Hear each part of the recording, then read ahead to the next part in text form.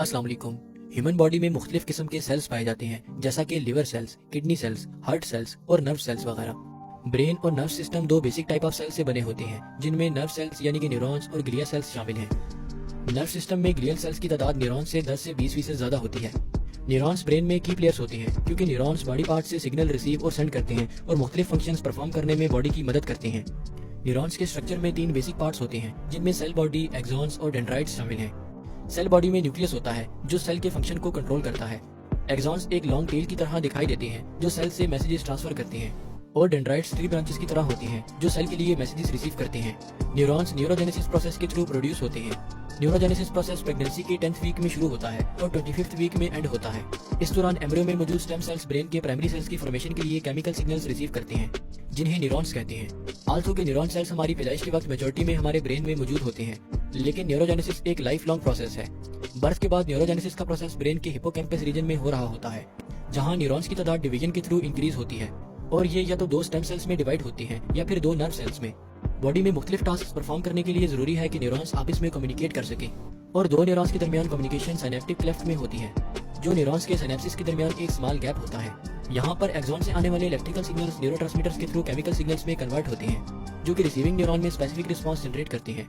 Neurotransmitters छोटे छोटे amine molecules, amino acids या फिर न्यूरोपेप्टाइड्स होते हैं, जो न्यूरॉन्स के अंदर प्रोड्यूस होते हैं और वेसिकल्स में पैक होकर नर्व एंडिंग्स पर स्टोर हो जाती हैं।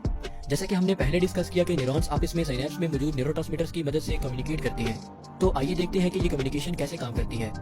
हर न्यूरल साइनेप्स के 3 पार्ट्स होते हैं, जिनमें प्री साइनेप्टिक मेम्ब्रेन जो कि एक्सॉन टर्मिनल की मेम्ब्रेन होती है, पोस्ट साइनेप्टिक मेम्ब्रेन जो कि टारगेट सेल की मेम्ब्रेन होती है, जो ज्यादा डेंड्राइट्स होती हैं, और सिनेप्टिक क्लेफ्ट जो प्री साइनेप्टिक और पोस्ट साइनेप्टिक मेम्ब्रेन के दरमियान गैप को कहते हैं। प्री साइनेप्टिक नर्व फाइबर्स के टर्मिनल्स पर बहुत सारी वेसिकल्स होते हैं, जिनमें न्यूरोट्रांसमीटर स्टोर होते हैं। जब pre synaptic membrane action potential की वजह से डिपोलराइज्ड होती है, तो प्री साइनेप्टिक मेम्ब्रेन के टर्मिनल पर मौजूद न्यूरोट्रांसमीटर स्टिमुलेट हो जाते हैं, जो एक्सोसाइटोसिस के थ्रू मेम्ब्रेन टर्मिनल से सिनेप्टिक क्लेफ्ट में रिलीज हो जाते हैं। सिनेप्टिक क्लेफ्ट क्रॉस करने के बाद न्यूरोट्रांसमीटर्स पोस्ट सिनेप्टिक मेम्ब्रेन पर मौजूद रिसेप्टर्स के साथ अटैच हो जाते हैं। जब न्यूरोट्रांसमीटर रिसेप्टर के साथ अटैच होते हैं, तो post synaptic membrane channels open या क्लोज हो जाते हैं। ये आयन चैनल्स होते हैं, जिनके ओपन या क्लोज होने से पोस्ट सिनेप्टिक मेम्ब्रेन की परमिएबिलिटी कैल्शियम, सोडियम, पोटेशियम और क्लोराइड आयंस के लिए चेंज होती है। अगर न्यूरोट्रांसमीटर टारगेटेड सेल्स को एक्शन के लिए स्टिमुलेट करें, तो इसे एक्साइटेटरी न्यूरोट्रांसमीटर कहते हैं, जो एक्साइटेटरी सिनेप्सिस पर एक्शन परफॉर्म करता है। इसके बरक्स अगर ये टारगेटेड सेल्स को इनहिबिट करे, तो इसे इनहिबिटरी न्यूरोट्रांसमीटर कहते हैं, और ये इनहिबिटरी सिनेप्सिस के थ्रू इनहिबिशन करता है।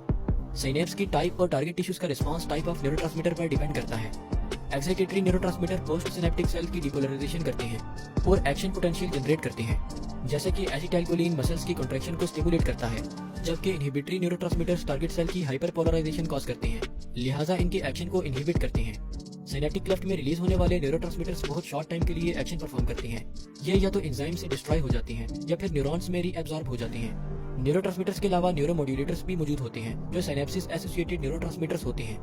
न्यूरोमोड्यूलेटर्स फौरन से न्यूरॉन्स में रीअब्सॉर्ब हो जाते हैं या फिर एंजाइम से डिस्ट्रॉय हो जाते हैं, बजाय इसके कि ये सिनेप्टिक क्लेफ्ट में ज्यादा वक्त तक रहें। ये ब्रेन में बहुत से दूसरे न्यूरॉन्स की एक्टिविटी को मॉड्यूलेट करते हैं। बेस्ट न्यूरोमोड्यूलेटर न्यूरोट्रांसमीटर्स में डोपामीन, सीरोटोनिन, हिस्टामिन और नोरिपेनेफ्रिन शामिल हैं। हमारे ब्रेन को बहुत से अहम फंक्शंस परफॉर्म करने के लिए न्यूरोट्रांसमीटर्स की जरूरत होती है, जिनमें heart rate, breathing, sleep cycles, digestion, mood, concentration, appetite और मसल मूवमेंट वगैरह शामिल हैं। ह्यूमन नर्व सिस्टम में 40 से ज्यादा न्यूरोट्रांसमीटर्स पाए जाते हैं, लेकिन इस वीडियो में हम कुछ अहम न्यूरोट्रांसमीटर्स और उनके फंक्शंस पर बात करेंगे। Number 1, acetylcholine. Acetylcholine first neurotransmitter है जो 1914 में आइडेंटिफाई हुआ। एसिटाइलकोलिन एसिटिक एसिड और कोलिन से बना होता है, और ये ह्यूमन बॉडी में सबसे ज्यादा पाए जाने वाला न्यूरोट्रांसमीटर है। ये दोनों नर्व सिस्टम यानी कि सेंट्रल नर्वस सिस्टम और पेरिफेरल नर्वस सिस्टम में पाया जाता है। ये एक्साइटेटरी न्यूरोट्रांसमीटर के तौर पर फंक्शन परफॉर्म करता है और कोलिनर्जिक न्यूरॉन के एंड पर वेसिकल से रिलीज होता है। पेरिफेरल नर्वस सिस्टम में एसिटाइलकोलिन न्यूरोमोड्यूलेटर जंक्शन पर रिलीज होता है और मसल